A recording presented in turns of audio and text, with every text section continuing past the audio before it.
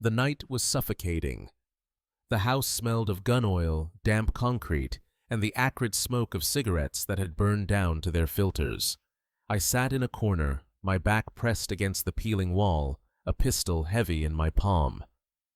Outside, the storm of whispers carried rumors of betrayal, my betrayal. The cartel had decided someone was leaking information, and the circle of suspicion had closed around my team. Through the window slits, I could see shadows shifting in the alley. They weren't police. They weren't soldiers. They were my own people, sicarios like me, waiting for the word to break in and drag me to interrogation. In the language of the cartel, interrogation meant you would either confess or you would die. Sometimes both. I tried to steady my breathing, but each inhale tasted of fear. My finger traced the grooves of the gun's grip slick with sweat. I had lived with a weapon in my hand for years, but tonight it felt heavier than ever before, not because of its weight, but because of what it meant. Survival or confession. Life or silence. And then the memories returned uninvited. Carla, my little sister. 15 years old, too young to understand that love in our world was never innocent. Her body had been found broken, mutilated, branded with a mark that wasn't ours. The Zetas had carved their signature into her flesh and into my life. That was the night I stopped being invisible. That was the night vengeance began to feel like destiny. I tightened my grip on the pistol and closed my eyes. For 8 years I had been part of an empire that most people only knew through newspapers or Netflix series. They thought they understood the story Mayo Zambada, the kingpin, the untouchable lord of Sinaloa. To the outside world, he was the face of the Pacific Cartel, the one who pulled the strings, the man who decided who lived and who died. But I had seen the truth. El Mayo was never the true boss. What the world never understood was that the power of the cartel did not sit on one man's shoulders. It was divided, hidden, managed by people who would never appear on any most wanted list. They wore no crowns, commanded no armies in public, and yet their decisions shaped the war that tore Mexico apart. I was there. I watched them argue over money, over routes, over blood.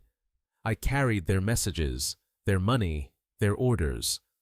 I saw faces that even the DEA never suspected, and I learned that behind every visible king stood an invisible council. Now trapped in this house with death waiting outside, I know the truth has to be told. If they break in tonight, they will silence me forever. But if I speak now, you will understand what few ever dared to imagine. You think El Mayo was the head, I will tell you who really held the power. I was born into dust and hunger. The streets of Culiacan were not paved with opportunity. They were carved with desperation. In the neighborhood of Estase, water came once a week if we were lucky. Electricity flickered like a taunt, reminding us of what we lacked. My mother scrubbed the marble floors of wealthy houses while I carried sacks of beans and rice in the local market for 150 pesos a day. That was our dignity, the kind that barely kept tortillas on the table. But dignity doesn't shield you from violence. Poverty doesn't protect you from predators. And in Sinaloa, predators were everywhere. The cartel was not just a shadow on the corner. It was the air we breathed. Men in white shirts and crocodile boots rolled through our streets in shiny trucks, and we knew they had the power to decide who was safe and who was marked. Carla was 15, too young to understand that money and danger are twins in our world. She came home once with new clothes, once with a phone none of us could afford, once with lipstick that smelled like a perfume shop we could never enter. I knew the source. A young man in a white Jetta who handed out pesos like candy. I warned her. I begged her. But love, when it comes wrapped in gifts, is deaf to warnings. The night she didn't return, silence fell heavy in our house. My mother stayed awake by the door, rocking in her chair, whispering prayers that crumbled into sobs. 3 days later, we found Carla. A patch of dirt near the river, her small body beaten, her fingers cut away, a letter carved into her back with a knife. Not our cartel's mark. It was the Zetas. They had begun their push into Sinaloa, and my sister was collateral in a war she never understood. The coffin we could afford was thin, cheap wood that creaked when lowered into the earth. My mother clung to it, her tears falling on splinters. I remember standing there, my fists clenched so hard my nails cut my palms, knowing that the world had stolen something from us and left nothing in return. That was when he approached me. El Checo. He didn't look like the flamboyant bosses that made headlines. No gold chains, no noisy entourage. Just a white dress shirt tucked into jeans, crocodile boots, and a face I had seen around the neighborhood. He placed his hand on my shoulder as if we were old friends. "I'm sorry for your sister, Moro," he said softly. His voice carried no pity, only certainty.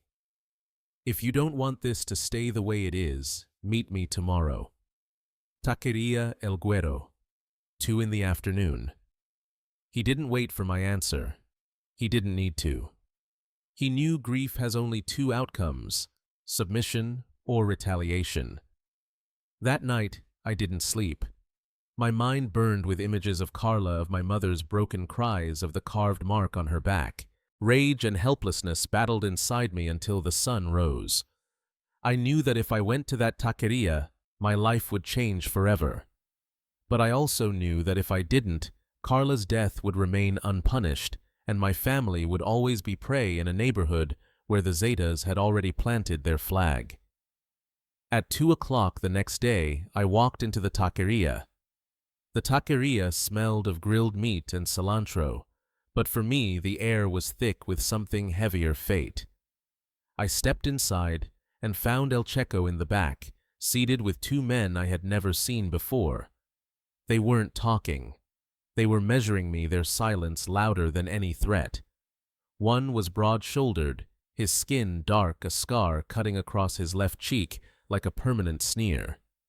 The other was slim, wearing sunglasses even indoors, his expression unreadable behind the glass. They looked less like men eating tacos and more like judges awaiting a verdict. My verdict. "Sit down," Mayo Checo said, motioning to the empty chair across from him. I sat, my heart beating so hard I wondered if they could hear it. Checo leaned forward, his voice steady. "Do you want vengeance, or do you want justice?" I didn't understand the difference then. In my head they were the same thing.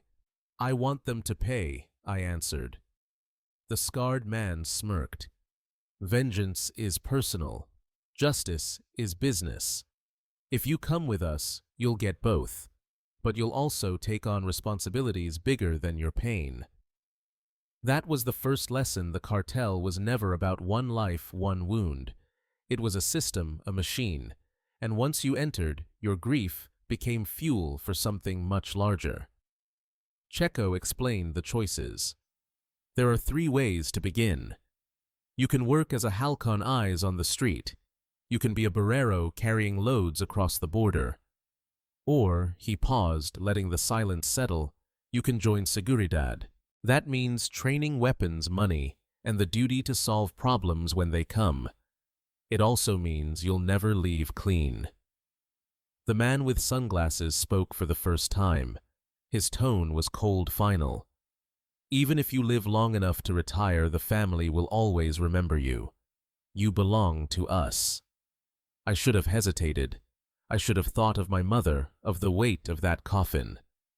But hesitation felt like weakness, and weakness had already cost Carla her life.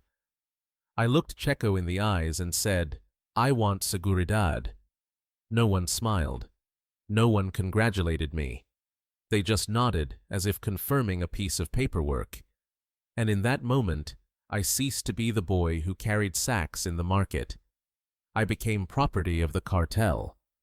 When I stepped out of the taqueria, the sunlight felt different, harsher, as though the world itself knew I had crossed a line that could never be uncrossed.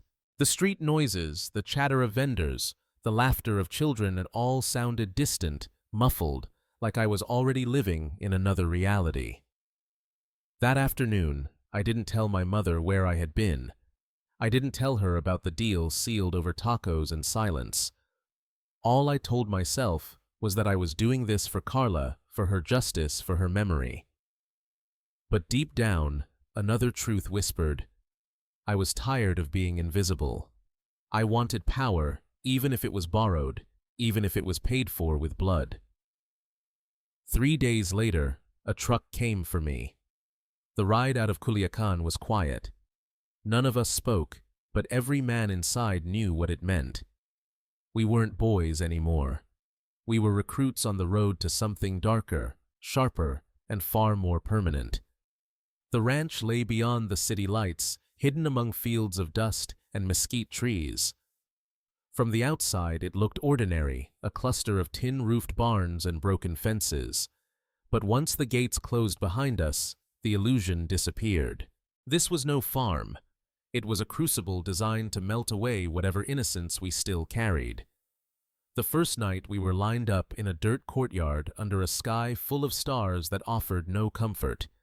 An older man with a soldier's posture walked the line, his boots crunching gravel. He introduced himself only as El Sargento. His eyes were knives cutting each of us open without words. You are here because you want to stop being weak, he said. But weakness doesn't die easily. It must be beaten, starved, and burned out of you. For the next weeks, our lives became a blur of drills, weapons, and discipline that bordered on torture. Dawn meant running until our lungs tore. Mornings meant stripping and assembling rifles until our fingers bled. Afternoons were for target practice, ambush simulations, and endless lectures about codes of silence. Nights were spent half sleeping with rifles across our chests, ears tuned for the bark of an order or the crack of gunfire staged to test our reflexes. The code was simple, but merciless: loyalty above all obedience, without hesitation, betrayal punished by death. They told us this not with threats, but with demonstrations.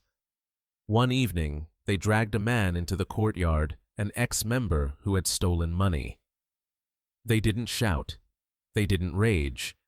They simply shot him in front of us, then ordered us to bury him by lantern light. The silence of that burial weighed more than the gunshot itself, but the most shattering moment came with the first junta. I had expected a spectacle: El Mayo arriving with convoys of armored trucks, surrounded by dozens of gunmen. Instead, 5 ordinary vehicles rolled up, a couple of old Surus, a Cheyenne, with peeling paint, even a yellow taxi. Out stepped men who looked like schoolteachers, ranchers, office clerks, and among them a woman in her 50s wearing a simple dress, driving herself without escort. I whispered to El Flaco, a veteran recruit beside me. "These are the bosses." He nodded. "These are the real ones, the men you see on the news, the names on the posters, they're only spokesmen. The power lives here in these faces no one recognizes." The woman was introduced as Esperanza, though everyone called her La Contadora. She handled sums larger than the national budget, yet she arrived like a schoolteacher with chalk dust on her hands. Don Rafa, a rancher with mud still on his boots, spoke of opium fields and mountain routes. A man called El Ingeniero, polished, educated, presented strategies for investments in hotels and pharmacies.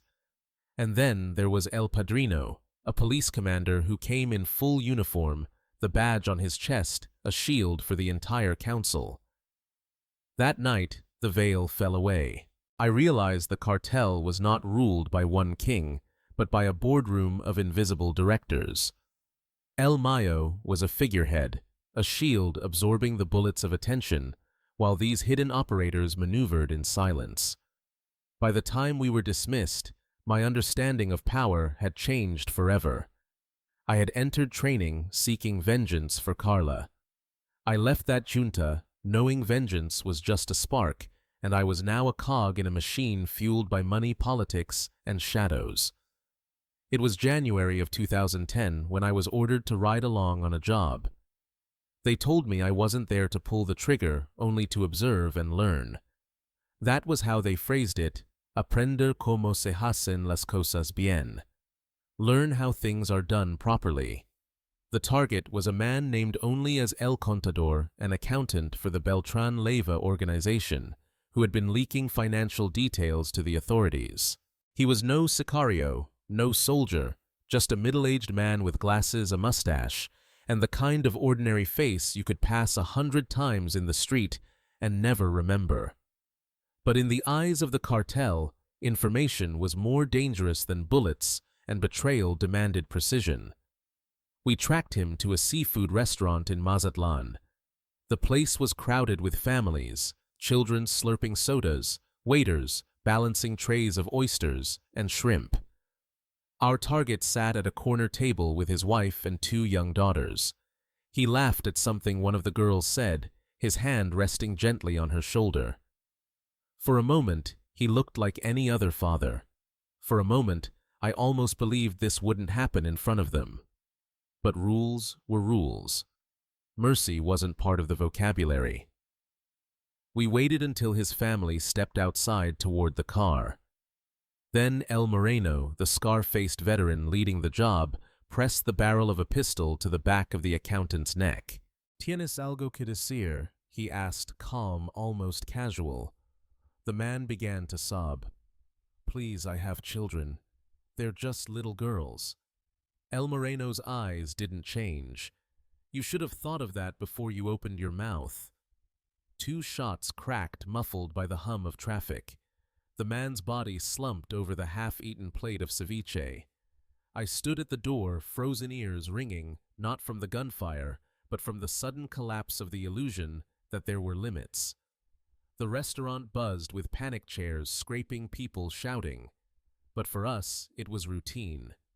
We walked out calmly, blending into the chaos like smoke fading into the wind. 5 minutes later, we sat at a taqueria, the same kind where I had sold my soul months earlier. El Moreno bit into a taco and wiped salsa from his chin. "The first time always hits hard," he said between mouthfuls. "But you'll see. After a while, it's just work. Just work." That phrase clanged inside my head like a cruel bell. I tried to believe it. I told myself this wasn't murder. It was business justice, the price of survival. But the truth was simpler, it was killing. And I had stood guard for it.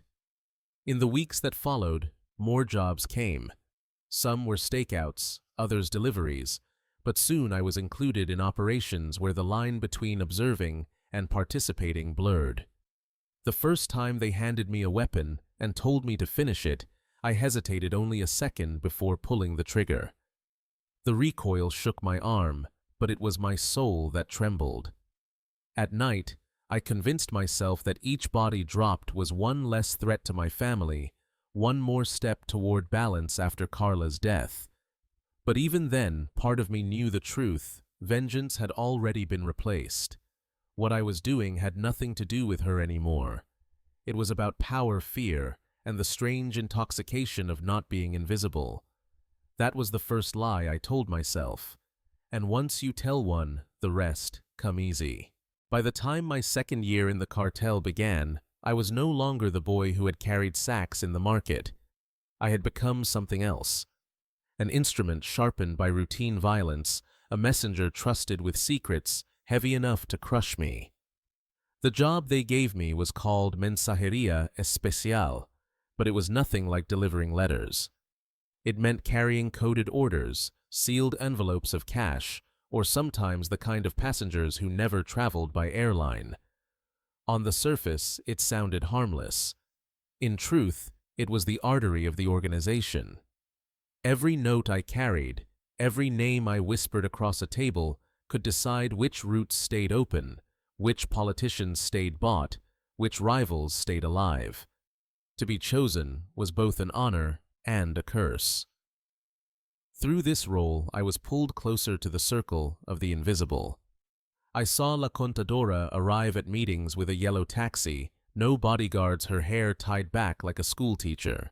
Yet the ledgers in her handbag contained more power than any rifle. I delivered documents that confirmed which bank accounts would be moved, which hotels would be purchased, which politicians would suddenly find campaign funds swelling like rivers in flood. I also saw Don Rafa, the rancher, whose empire smelled of dirt and diesel. He never traveled without 3 pit bulls pacing around him, but his real power was the network of campesinos who planted opium in the mountains. I carried his instructions to chemists in hidden labs where powder turned into fortune. And then there was El Ingeniero. Polished suits, manicured hands, the kind of man you'd mistake for a corporate lawyer. He was building something new. Systems of laundering money through shell companies, international transfers, even whispers of cryptocurrencies. I didn't understand half of it, but I understood the results. Profits multiplied. The council listened when he spoke, even when their faces betrayed suspicion. El Padrino was different. He didn't bother to hide. He arrived in his police uniform, shaking hands with soldiers, smiling for cameras at official events, then attending secret juntas at night. My deliveries for him were never papers or money. They were warnings. Which raids would happen, which investigations would vanish, which agents were already on the payroll. He was the invisible armor of the cartel, and I was one of the veins carrying his protection into the bloodstream of corruption. Through these tasks, my status grew. I was given more men under me, small teams, who shadowed my movements, armed escorts that once would have terrified me. Now they bowed their heads and called me patron. The money increased too, thousands each month, enough to buy clothes my mother would never dare touch, in a store enough to move my family into a safer house. But with each step upward came shadows heavier than the wealth. I attended meetings where men disappeared after speaking too boldly. I saw drivers shot for misplacing a delivery. And always there was the unspoken truth: the higher you rose, the more dangerous the fall. One evening in Mazatlan, I sat in a hotel suite overlooking the ocean. Waves crashed against the shore, tourists laughed in the streets below, and inside the room, La Contadora and Don Rafa argued over whether to buy another chain of pharmacies or expand cultivation in the Sierra. Their voices rose, but I realized the brilliance of it all. They weren't criminals screaming in alleys. They were directors in a boardroom, shaping markets like multinational CEOs. That night, I finally understood what I had become part of. Not a gang, not even a cartel. A corporation built from blood and fear, managed by people the world would never see. And I, once invisible, was now a rising functionary in its shadows. Inside the cartel, life was a paradox. By day, we lived like kings. By night, we survived like prisoners. The same hand that poured champagne at a party could point a gun at you the next morning. That was the machinery, relentless, unpredictable, yet precise as a clock. There were rules. They were not written, but they were carved into us with fear. Never speak of names outside the circle. Never question an order, even when it contradicts the last. Never touch what does not belong to you, whether it is money, merchandise, or a woman connected to another man. And above all, silence. Silence was the oxygen of the organization. Break it, and you suffocated. I saw what happened to those who forgot. A driver once spoke too freely after a few beers, bragging to a cousin about the convoys he escorted. 2 days later, we were ordered to attend a lesson. His body was dragged into the warehouse, beaten beyond recognition. They made us watch as his tongue was cut out before the final bullet ended it. No one spoke a word during the execution. We all understood silence wasn't optional, it was survival. Yet beyond the brutality, there was opulence. I attended parties where money was burned on champagne towers, where women in sequined dresses danced beside pools lit with neon lights, where narco corridos blasted so loudly the walls shook. Politicians arrived in discreet convoys, lawyers toasted with us, and police officers guarded the gates like hired staff. For a few hours, it felt like the entire country belonged to us. But in the morning, the hangover was more than alcohol. It was the reminder that luxury was never free. I returned to safe houses with walls stained from interrogations where men screamed into gags as their bodies were broken piece by piece. I learned that torture wasn't chaos, it was a profession. Food rationed to control the mind, beatings measured to avoid permanent damage until the right moment. Information was extracted not through rage, but through cold calculation. It was there I met La Nena, a captured accountant from the Zetas. She resisted for 12 days, enduring everything we threw at her. She did not break until we threatened her daughter. When she finally gave us the accounts, the names, the houses, she had nothing left inside her eyes. That night, the doctor ordered me to pull the trigger. I protested she had cooperated. He simply answered, "That's exactly why she's useless now." I obeyed, but the vomit came later, violent, uncontrollable.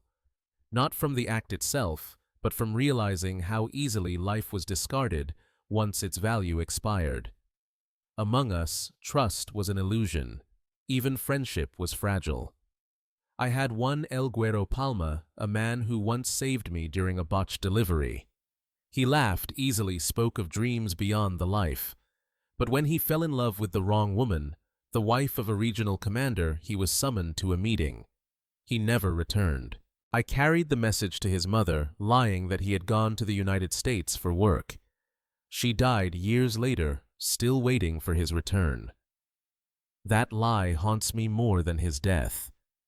The longer I stayed, the more I learned to disconnect, to separate the person who killed from the person who smiled at his mother on Sunday visits. Without that split, madness was inevitable. Some drank themselves numb, others drowned in cocaine, but most of us perfected the art of emotional silence, just like we perfected the silence of our tongues. Inside the machinery, you did not live. You functioned. And like any machine, one broken gear could be replaced in an instant. The first crack in the council came in whispers. It was October 2011, and El Ingeniero arrived at a junta with charts, laptops, and a vision that looked more like Wall Street than Sinaloa. He spoke of modernizing everything, washing billions through international transfers, shell corporations, even cryptocurrencies no one in the room could pronounce. His plan was elegant, efficient, nearly untraceable. But to men raised in dust and blood, it sounded like a foreign language. Don Rafa slammed his hand on the table. "This man wants to turn us into a company of computers. We are men of land, of word, of respect." His voice carried the weight of tradition of opium fields stretching across mountains. To him, the future was planted in soil, not in screens. Even La Contadora, usually cool and pragmatic, showed caution. "Innovation attracts attention," she murmured to me once as I carried her documents. "When you move too fast, governments start to notice. Better to be a sheep than an eagle in this business." But El Ingeniero refused to yield.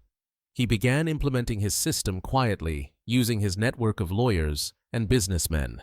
Within 6 months, the plazas under his control reported profits tripling. The money flowed cleaner, faster, far. Yet with it came something no one wanted: the eyes of the United States Treasury, patterns of suspicious transactions, and investigators sniffing around. The breaking point came in March 2012.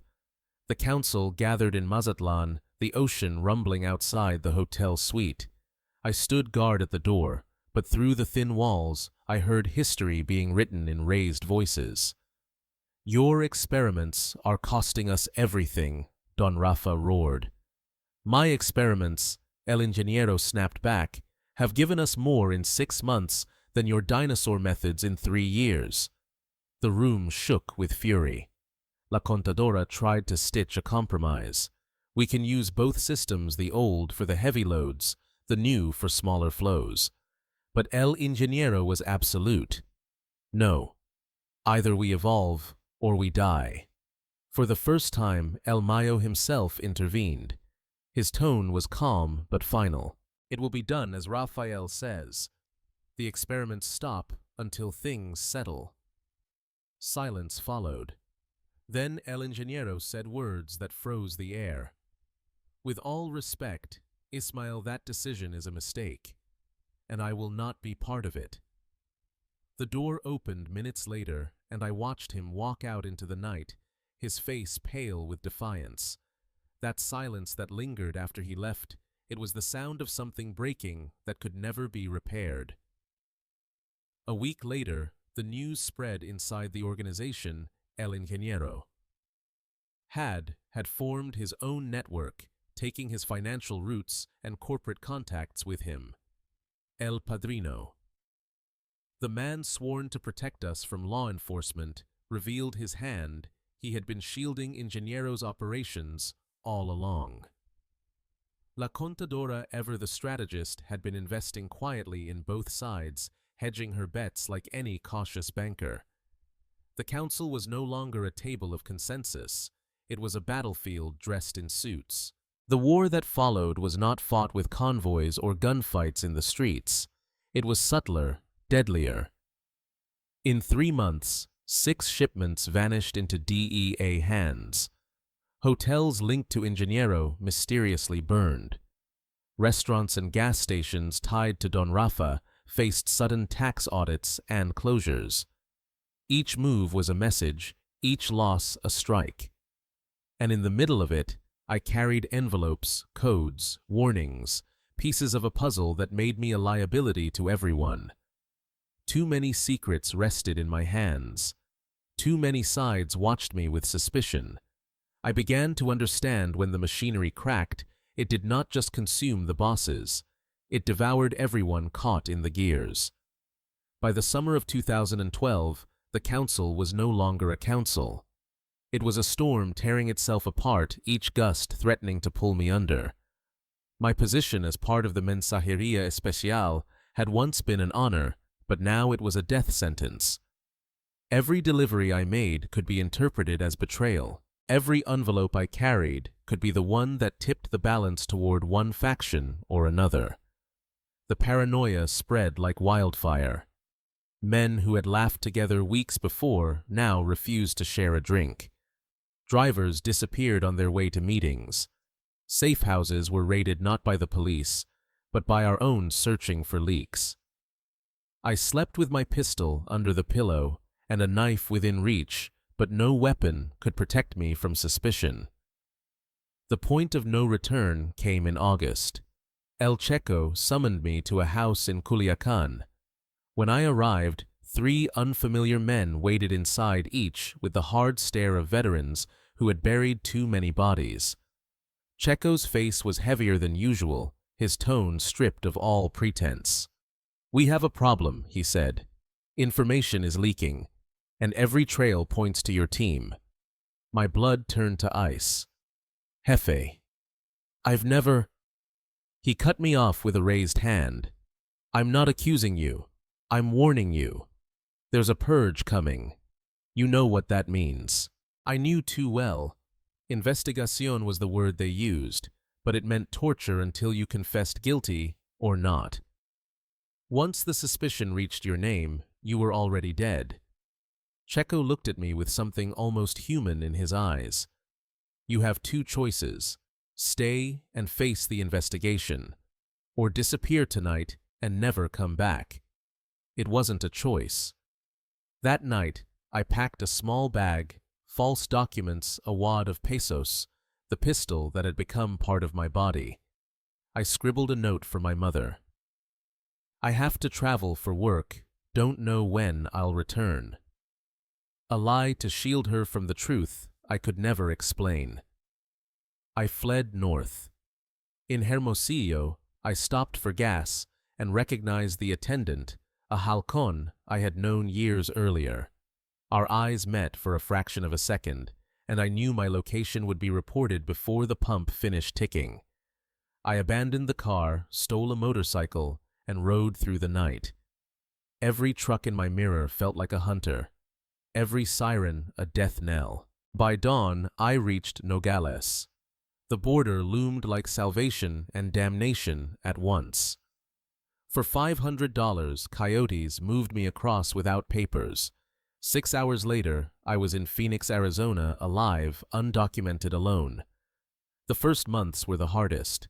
I washed dishes, hauled boxes, slept in rented rooms where nobody asked questions. But the paranoia followed me like a shadow. Every unknown number on my phone made my chest tighten. Every car that lingered too long outside felt like the cartel had finally caught my scent. News from home confirmed my fears. El Flaco, the veteran who once explained the council to me, was found dead. Officially, a settling of scores with the Zetas. Unofficially, everyone knew it was a purge. If they killed him with all his years of service, what chance did I ever have? I vanished again, this time to Denver. New name, new papers, new life. Construction by day, silence by night. No friends, no visits, no contact with my family. I became a ghost haunting my own existence. But ghosts carry memories, and mine were soaked in blood. I had escaped the purge, but I could never escape myself. Years have passed since that night I crossed the border, but the past has never loosened its grip. I live under a different name now in a city I will not name. By day, I am a construction worker, a husband, a father. By night, I am a prisoner of memories that no new life can erase. The hammer in my hands feels lighter than the gun I once carried, but the weight inside me has only grown heavier. People ask if it was worth it, those 8 years in the cartel.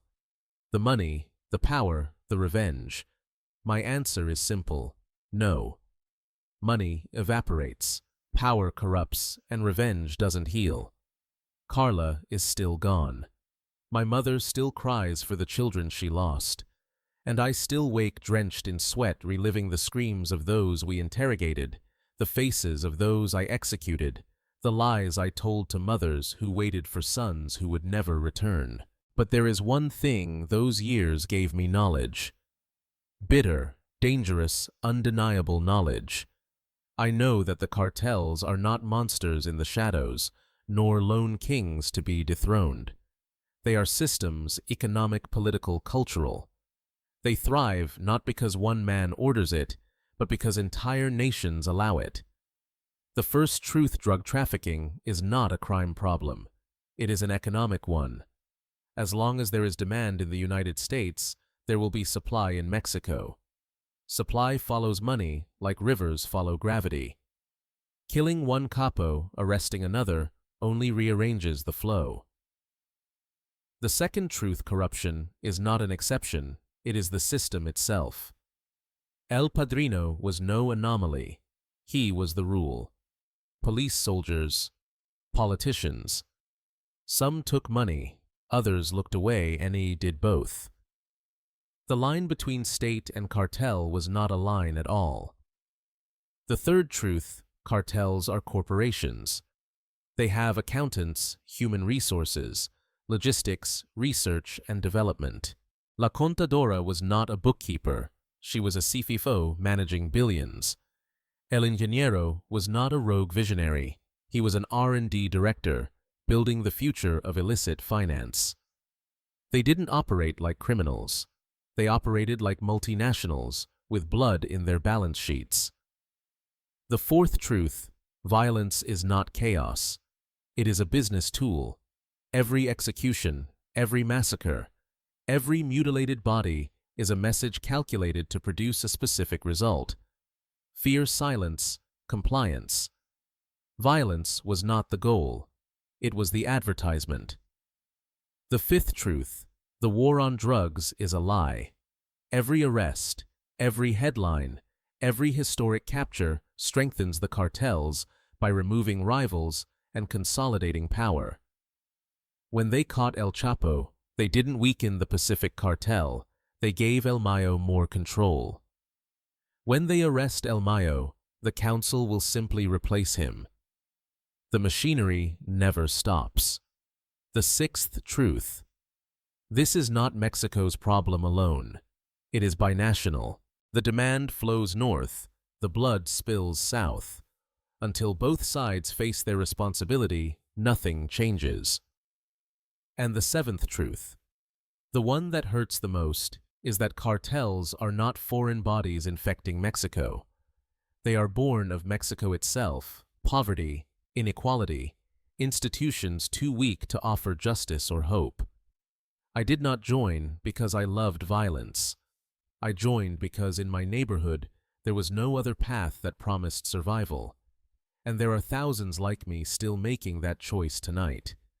This confession is not redemption. It is not forgiveness. It is testimony. I cannot erase the blood on my hands. I cannot bring back the dead.